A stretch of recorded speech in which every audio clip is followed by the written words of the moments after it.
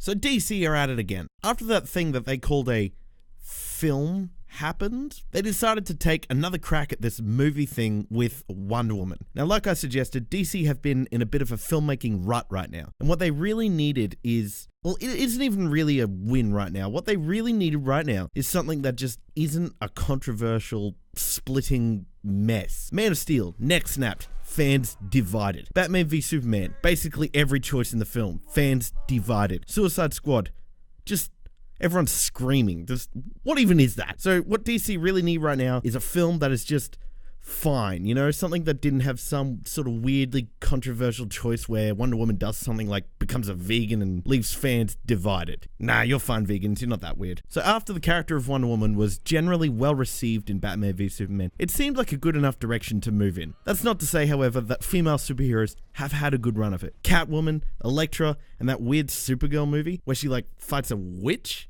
She's made of wood, and therefore a witch! A witch! Just a whole smorgasbord of weird stuff. So a victory for this movie isn't just a victory for DC, it's a victory for female-led superhero movies all over the universe. Alright, you're probably tired of this little introductory parts, and you're almost certainly asking by now, I wonder what this woman is up to in this Wonder Woman film. And no, by the way, this line was not in the movie, which I feel is a massive oversight on everybody's part. Anywho, Wonder Woman. Here's a bit of the basic plot. She lives on the best island ever, everything is perfect, and she trains to be the best. She's got the best bows, she got the best swords. Then Chris Pine crashes a plane into the water like an idiot, and Wonder Woman learns that maybe everything isn't perfect. She then sets out on a quest with Chris Pine to end World War I. That's it. That's the gist of it. Now, to start off, they've done it. Who's they, you might wonder? The movie people, the unknown they that is Hollywood. They've made a female-led superhero movie that not only isn't this,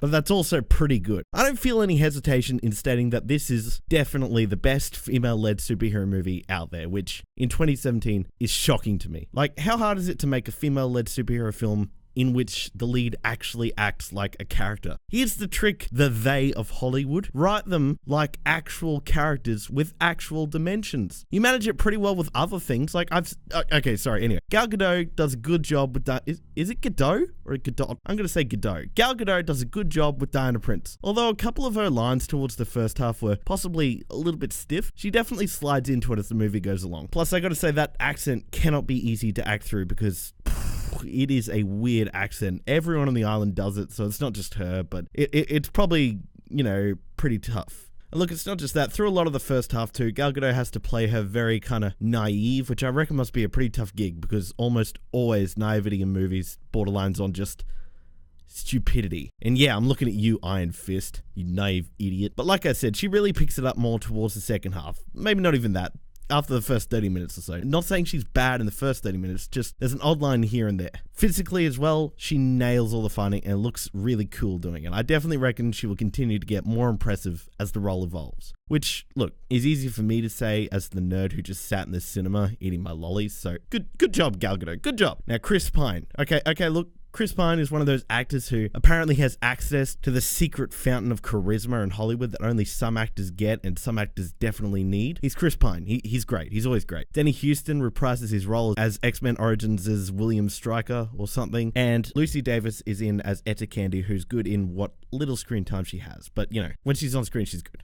The story is, luckily, a simple one. They set out what they're going to do towards the start of the film, and they stick to that goal. There's not like 500 different subplots going on, which is very good. It also goes to show that this film wasn't just like completely butchered by course correcting, or should I say over course correcting. Like, after Batman v Superman, DC apparently just heard the words, not funny, too grim, and they over course corrected Suicide Squad, and they just butchered it into like 1,000 different things that they thought would be cool, edgy, and fun. Like, there are rumors that they brought in trailer editors to like re-edit the movie, and they had like a bunch of different edits of the movies, and they just smashed them all together, and you can really see it. Like, in the trailer, there is just stuff dropped everywhere, just gone, nowhere to be found. And the result is like a spaghetti with heaps of spark plugs in it. You know that some of it is meant to go one place and some the other, but it's all just jammed together for no reason. Wonder Woman, however, feels like a straight up story with organic humor, organic heart, and solid action to boot. And look, you've probably heard this, but there are definitely some similarities to Captain America: The First Avenger, and that's not a bad thing because I enjoyed this a lot more. I thought Captain America was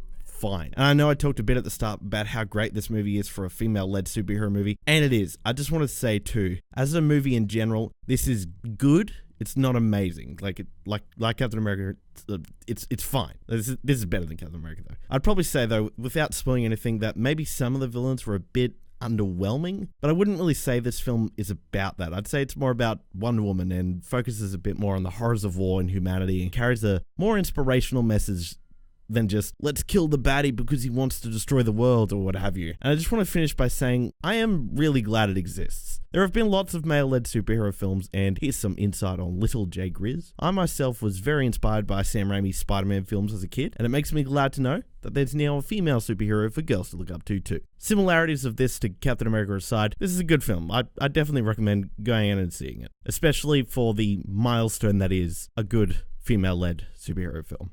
Thanks for watching, everyone. Glad you stopped by. Now tell me, what do you reckon is the best type of pasta? That's not related to the movie at all. I've just been thinking about it ever since I said that spaghetti thing. Leave your thoughts right below and we can talk pasta.